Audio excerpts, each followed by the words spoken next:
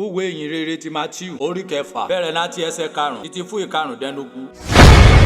Bíbélì kíkà lédè Ìjẹ̀bú pẹ̀lú Olusegun Ladegbuwa. Náà dó bá ń gbàdúrà má dàbọ̀ wọn alágàbàgebè tó dáwọ́ máa ń yùn mọ́ wọn láti ródò gbàdúrà ní sinagogu àti níkangu ẹgbẹ́ rọ̀rẹ́ nóde kí dédé ènìyàn lè rí wọn. Lóòótọ́ ni mo wí rún ẹ́ wọ́n ti gba èrè wọn rán. Ṣùgbọ́n wúwọ́ náà dérúwọ̀ bá ń gbàdúrà tí kò wọ́ ọnú ìyẹ̀wù rẹ lọ. Náà dérúwọ̀ bá dẹ̀rù lẹ́kù rẹ gbàdúrà sí bárẹ́rẹ́ núkọ̀kọ̀ bárẹ́rẹ́ sí ríran núkọ̀kọ̀ àsán rẹ nóde. Ṣùgbọ́n náà dérẹ̀mẹ̀ bá dẹ̀ ń gbàdúrà ẹ yẹra rí àwìtúnwí àsán gẹ́gẹ́ bí ọmọ kèfèrí tún ṣe. Wọ́n sì kí ọvọ Olódùmarè má tún dá ọ̀rọ̀ púpọ̀ gbọ́tún wọn. Tó dáná ẹ ṣọ́ra kẹ́ má dàbí wọn. Bárún ẹ ṣàmọ́ orun rẹ mẹ̀ṣí aláìní. Ó tó dí ọvọ ẹ̀ bí ọ̀nà rẹ̀. Tó dáná báyìí rí kẹ́ ṣe má gbàdúrà. Ààrẹ ní rè nájùlé ọ̀run. Ká bọ̀wọ̀ lórúkọ rẹ o. Kí ìjọba rẹ dé. Ó fẹ́rẹ̀ rí ká ṣe náyé. Wọ́n ti ń ṣe gẹlẹ́ nájùlé ọ̀run. Kúrún rà má jẹ nóòní rẹ ní. Kárí ìgbésẹ̀ wájú wa. Bá a ti ń dáríjì ọ̀wọ́n ní gbèsè rẹ ní. Má fà wá sínú ìdẹ̀rù. Ṣùgbọ́n tí kò gbà wà náà bìlìṣì. Tó dáwọ́ fọwọ́ rè ná ìjọba àtagbára àtogo náíláí. Àmín. Tó dáwọ́ kẹ́hìn bá fún ẹ̀ṣẹ̀ ọwọ́n nìyàn jì wọ́n. Bárún ẹ̀rẹ̀ ń bẹ́ nájùlé ọ̀run. Adarí ẹ̀ṣẹ̀ rẹ jì mẹ́. Ṣùgbọ́n bẹ́ẹ̀ kọ̀ láti fún ẹ̀ṣẹ̀ ọwọ́n ènìyàn jì wọ́n. Bárún ẹ̀rẹ̀ nájùlé ọ̀run. Ẹni darí ẹ̀ṣẹ̀ tẹ́fẹ́ náà jì mẹ́.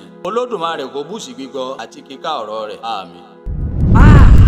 Bíbélì dùn ká lédè Ìjẹ̀bú pẹ̀lú Olusegun Ladegbuwa.